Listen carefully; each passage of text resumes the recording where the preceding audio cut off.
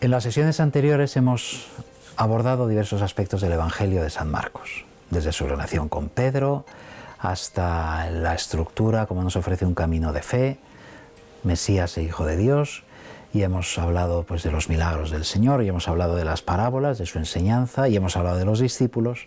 Y al hablar de los discípulos comentábamos cómo en la pasión es donde, por así decirlo, hacen crisis los discípulos, ¿no? Y una crisis que se ha ido ya insinuando a partir del episodio de Cesarea de Filipo, incluso antes, pero que aquí pues está ya con toda su fuerza.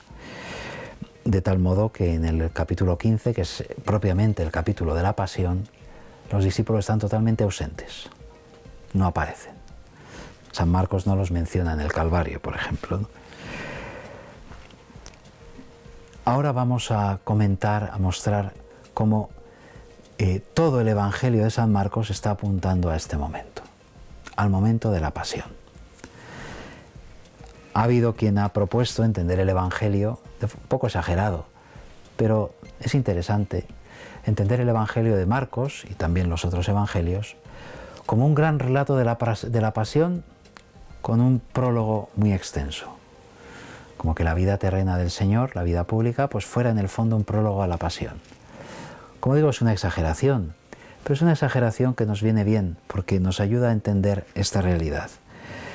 Porque el Evangelio aparece ante nosotros como algo profundísimamente unitario. Es decir, desde el principio ya está apuntando a su cumplimiento.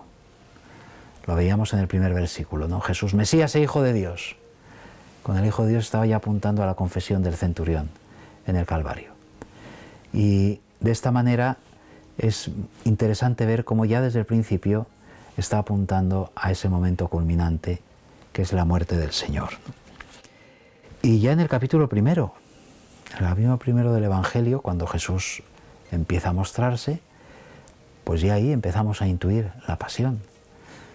Ya se intuyen las palabras del Padre en el bautismo de Jesús.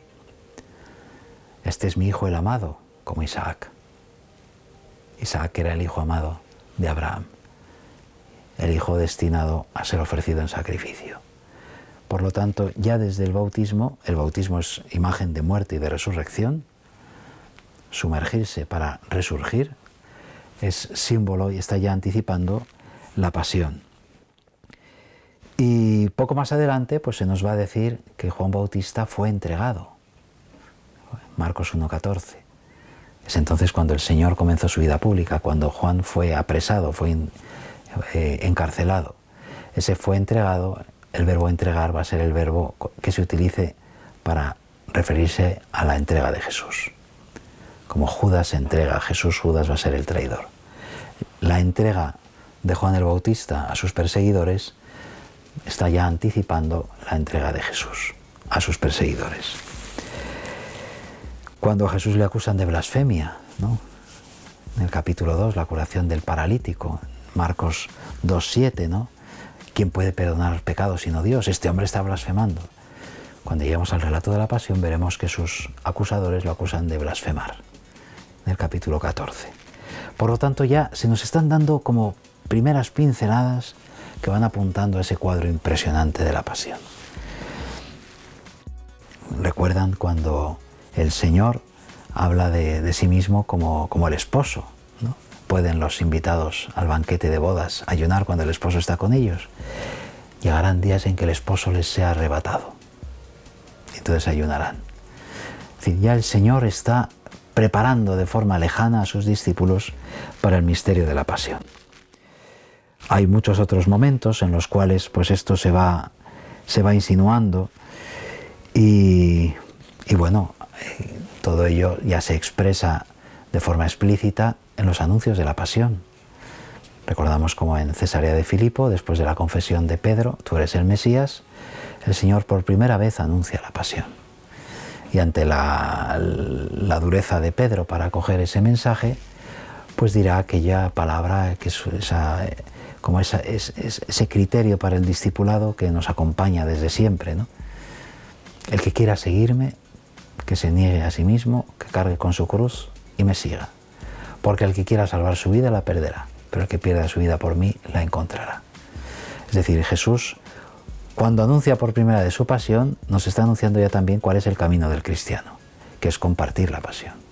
Es decir, hacer suya esa respuesta del Señor a la voluntad del Padre, que es asumir el sufrimiento por la salvación de los hombres. Bueno, pues va a haber 3 momentos en los cuales el Señor va a anunciar esto. 3 momentos que ya nos están apuntando hacia la ciudad santa. El primero lo acabamos de recordar, Cesarea de Filipo, pero la segunda vez será en el siguiente capítulo, en Marcos 9, 31, donde por segunda vez el Señor anuncia que va a ser entregado y que en Jerusalén va a sufrir la pasión y va a morir y va a resucitar. Ahí ya se nos dice que los discípulos temen preguntarle, ya no se atreven, ya como que se está un poco como quebrando esa confianza suya en el Maestro. Y por tercera vez ya en el camino hacia Jerusalén, en Marcos 10, 31, 32, por tercera vez Jesús les va a anunciar la pasión, y además lo va a anunciar aquí con más detalle. Flagelado y torturado y asesinado, y resucitará al tercer día. De modo que el Señor ya ha querido, en un momento determinado de su vida terrena, ha querido a los suyos dejarles muy claro cuál es el camino que le aguarda y cuál es el destino que le aguarda en Jerusalén. Claro, los discípulos les obnubila tanto esta cuestión de la pasión que parece que no oigan la última palabra, que es la más importante. Y al tercer día resucitará, porque en el fondo los anuncios de la pasión en el Evangelio son propiamente anuncios de la resurrección, que es donde culmina todo el misterio pascual. Pero ellos pues van a estar cada vez más cerrados y por lo tanto no acogen ese misterio de que Jesús sea un Mesías sufriente. Nada de ello detiene a Jesús. Jesús ya sabemos que es el hombre libre porque es el hombre obediente.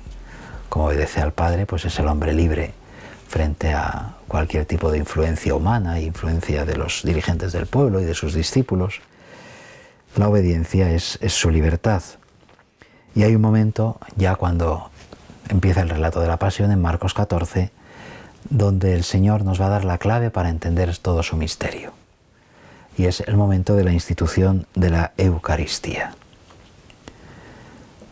Jesús está cenando con sus discípulos, una cena en el contexto de la Pascua, y en un momento determinado coge un trozo de pan, tomad, comed, esto es mi cuerpo.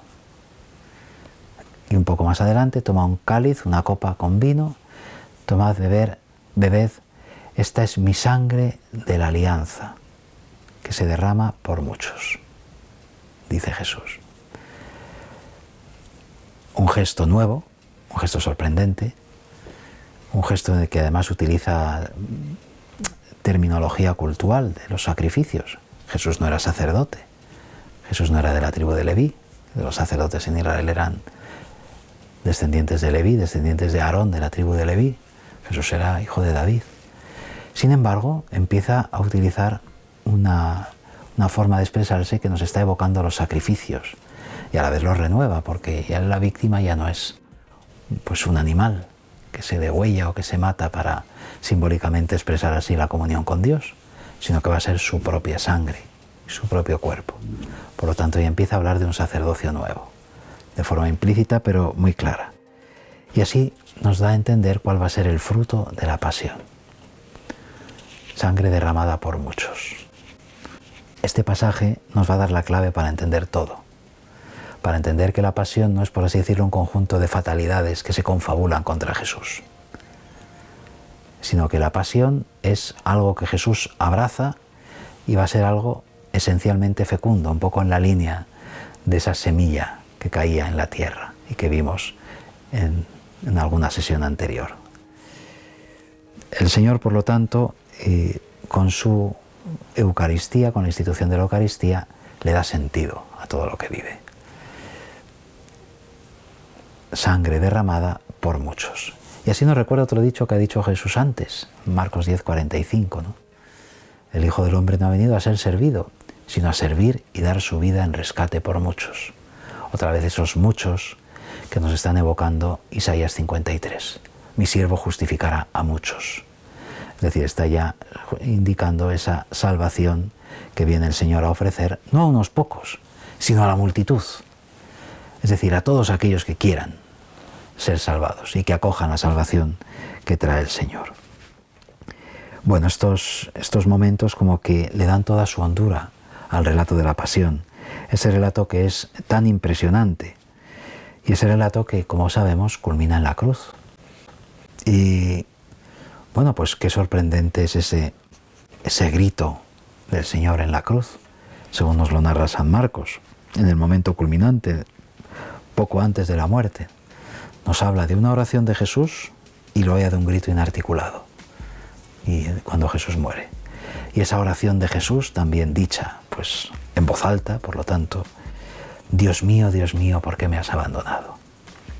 Esas palabras que parecen, para nosotros lectores que quizá no conocemos demasiado el Antiguo Testamento, parece que sean palabras que nos hablan de que el Padre ha abandonado a Jesús. Nada más lejos de la realidad. Si Jesús pensara que el Padre le ha abandonado, lo último que haría sería decirle, Dios mío. Sería hablar al vacío.